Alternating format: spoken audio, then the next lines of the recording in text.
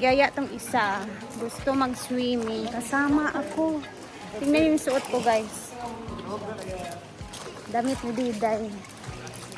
Samahan ko muna to kasi naglalambing. Gusto daw mag-swimming kaming dalawa. So, dito, tadapit na ko sa may talisa eh. Diri, agi sa taas, kay Digyas. Digyas na kayo ni Diri, oh, gilumot naman sa day ni Diri.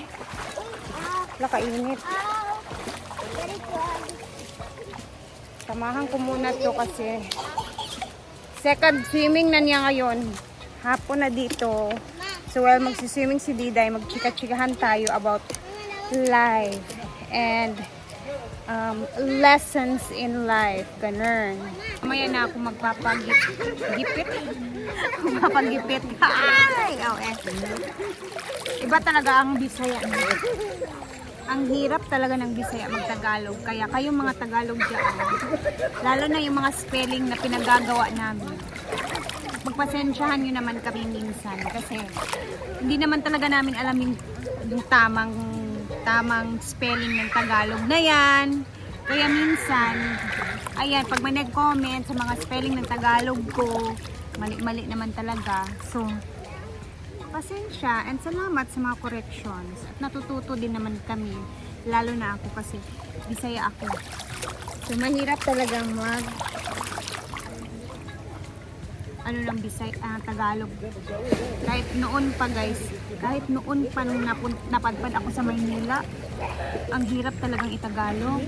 Halos kahit yung accent ko, as in parang naaano talaga ako sa accent ko sa Tagalog kasi iba talaga yung Bisaya pag nagtagalog, lalo na pag first time na napunta sa Manila.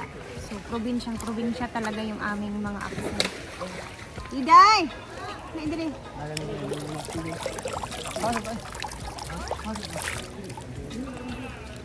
So naligo na lang din ako kasi ang init din ng panahon. Magchikahan tayo. Since wala naman akong luto ngayon, hindi na ako nagluto dahil nandito yung anak ko. Siyempre kailangan ng mata. So, ang dami kong mga learning sa mga nangyayari sa buhay ko. Sa totoo lang, kasi ang dami ko na ding napagdaanan ng mga bashing. Kumbaga, pampatibay yon sa akin as nagbablog. Sobrang dami na. Kaya pasalamat din ako sa mga napagdadaanan ko minsan na mga ganito kasi natututo ako. Alam ko na kung paano. Siyempre part yan para mag-grow tayo no sa ating mga trabaho. Ganon. So okay lang. And salamat. Nais kong magpasalamat sa lahat ng mga viewers na laging nanonood talaga sa akin lagi kasi may mga nakakaintindi sa akin. Meron ding wait lang, i-off ko muna yung guys, yung tangke kasi nagtubod na naman. Nagtubod na naman siya. Andyan pa naman yung vacuum. Ay, kung Ginoo ko Lord. Ay, sorry.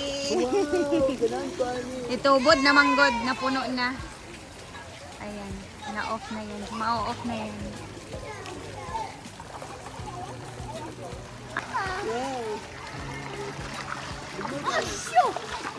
Ayun, syempre marami akong natutunan talaga and salamat sa lahat ng mga advice and sa lahat ng mga nag-comment sa akin.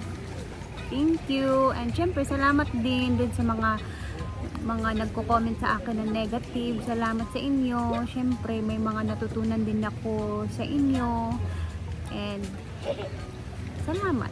Yun lang naman masasabi ko. Salamat talaga sa lahat. Alam nyo guys, sa totoo lang, sobrang thankful ako sa ugali na binigay sa akin ni Lord kasi lahat ng mga negative na sitwasyon na i-experience ko, nahahanapan ko talaga siya ng positive side ba. Kumbaga dun ko tinitingnan yung positive side. And kaya siguro hindi ako masyadong nai-stress no, sa mga problema. Kasi pinipilit ko talaga yung sarili ko na hanapin yung positive na side sa bawat negatibong sitwasyon or problema ba. May natutunan ako actually kasi na-prove ko na may mga tao talagang ganito na nabubuhay. Kumbaga, hindi mo alam kung saan galing yung galit nila sa'yo, kung bakit kanila ginaganyan. So, si Lord na bahala sa'yo. Okay? Alam mo yan. Wala tayong gagawin dyan kundi si Lord nang bahala sa'yo. Yan. Siyempre, yun lang. Maging positive lang tayo. Ang importante relax lang. May natutunan tayo sa mga nangyari. Ganun ba? Yung akin lang sana wag din mangyari sa'yo yung mga ginagawa mo sa iba na ganyan. Kasi sana makayanan mo. Ganun. Pero alam niyo guys, sa lahat ng mga sa lahat ng mga nangyayaring hindi maganda sa buhay ko, pasalamat talaga ako kay Lord kasi alam ko kung paano ko i-handle yung sarili ko lagi. Kumbaga, alam kong hanapin yung positive na part doon sa negative na binigay sa akin na sitwasyon. Kaya sobrang pasalamat ko talaga kay Lord na ganito yung ugali na binigay niya sa akin. Parang naiiyak ako sa totoo ko lang. Kasi nung mga last 2 days na ato, iniyak ko na to pero ayoko na siyang gusto iiyak. Pero basta si Lord nang bahala. Gusto ko lang i-share sa inyo ba na may mga tao palang ganyan. Pero thank you Lord, thank you for this iti-take ko siya na blessings kasi may natutunan ako at parang warning ba? Parang warning sa akin na mag-ingat ka lang. Ayan na si Yaya at maliligo to kasi sobrang init. Initan siya, hindi siya makatulog guys. Tira, okay, bugnaw kayo. Initan din siya guys kasi siya. Hindi siya makatulog. Hindi siya makatulog sa Makatulog sila ko guys kasi sobrang Ligo na lang din. Kaya diretso talaga ako naligo. Napipicol ball na din yung mga Guys, ibang SC kasi tomorrow is another day dahil tomorrow Mother's is Day Mother's tomorrow. Day. So sa lahat po ng mga mother out there, happy advance Mother's Day. Bukas magsisimba po ako sa Lourdes. Pagkatapos ay magsisindi na ako ng kandila sa sementeryo sa mother ko at sa lola. Sa lola mo? Nanguan lagi ko ng hislo, lagi ko. Ay, bibili ako ng flower daw kasi may magbibigay sa akin ng ganitong flowers. Ay, wow! Flowers ina? Happy Mother's Day si Mother Beth. Magse-celebrate tayo ng Mother's Day bukas. Nais ko mag-thank you sa aking ate. May binigay siyang pang Mother's Day sa akin. So, ano kayang gagawin ko bukas? Maghapunan kami sa bahay bukas with the family. Tapos bili ako ng cake. And dito naman sa farm is magse-celebrate din ata si Brenda. So, tingnan na lang natin kung ano yung gagawin bukas. Thank you ate for the pang Mother's Day bukas. Sunday na Sunday. So, tingnan natin yung mga ganap naman bukas.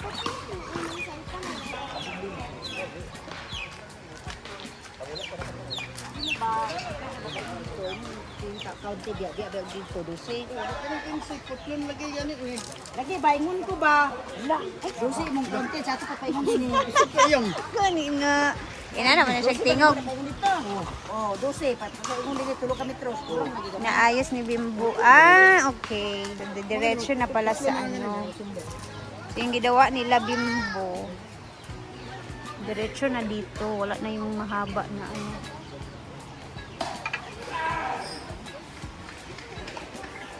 Dira na lugar na ibutang Ben? Ang ako man, og kanang tangke, magtubod-tubod, be. Bawal ba ina mabasa? Okay. Lalayan na lang natin ba yun? Diba ang call? Pwede na kung dahil kapal di ay ano.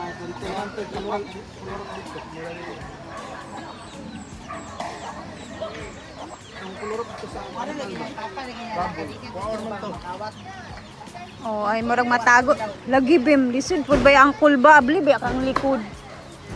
Kabalo bay na vlog baya na. Ano mo tayo pa amo para na ay napuro na katawan. Na ang okay lang makitaan pa sila kamulog alsa. Daw man sa dito gas na ko. Abli baya kayo ang daan nga part. Ay kita kumpiyansa na. Kumpiyansa pa. Tama ka dyan, ante. Go, ante, go. Sana, makawat na. Baligyan na. Sana ako, karton na ako sa inyo. Si Angkol.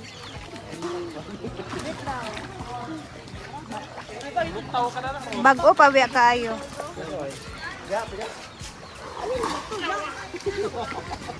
Yan na, sila Uncle June. So, yung ginawa nila guys, para hindi na mabitbit dito yung makina ng vacuum. Ayan na siya. Ito na lang diretso na. Ito na lang yung bitbitin dito sa pool ng dalawa. Para hindi siya basta-basta masira. Doon lang siya nakastay put lang siya doon. I-on na lang tapos ito na lang yung bibit-bitin.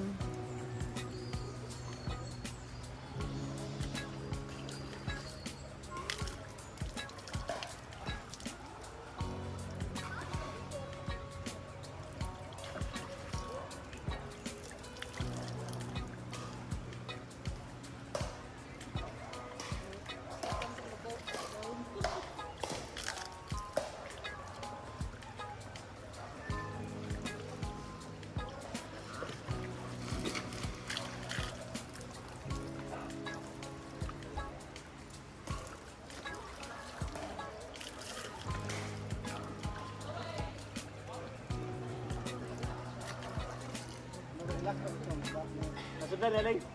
Sunod na. Masudlan. Ilak sa kanang pula. Kana.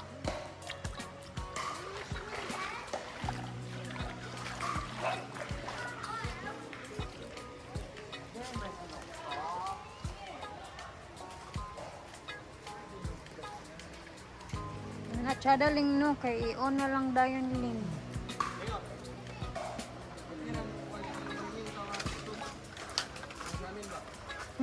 Tugnaw naman ko guys, oy. Yan na! Santisita. Tuara. Maya nga host kay kusog kayo. Pwede man siguro na ibunyag. Ano siya ba? Ba? Ano naman siya?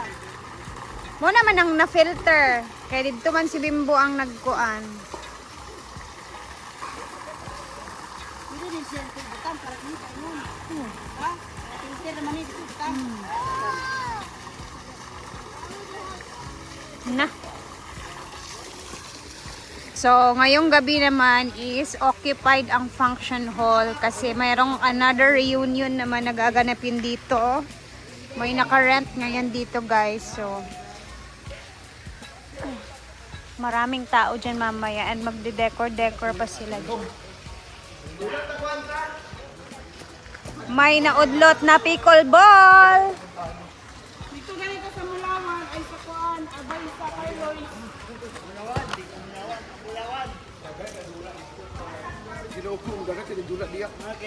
Guys, ito na nga at hapon na din. So, kailangan na nating umuwi kasi baka magabinan kami ni Diday and busy sila dito sa farm ngayon. Anyway, bukas ulit. Advance happy Mother's Day sa lahat ng mother na nanonood sa ating video lagi. And salamat sa inyong panonood dito lagi sa ating mga video. God bless everyone. Mag-ingat tayo and see you tomorrow. Bye!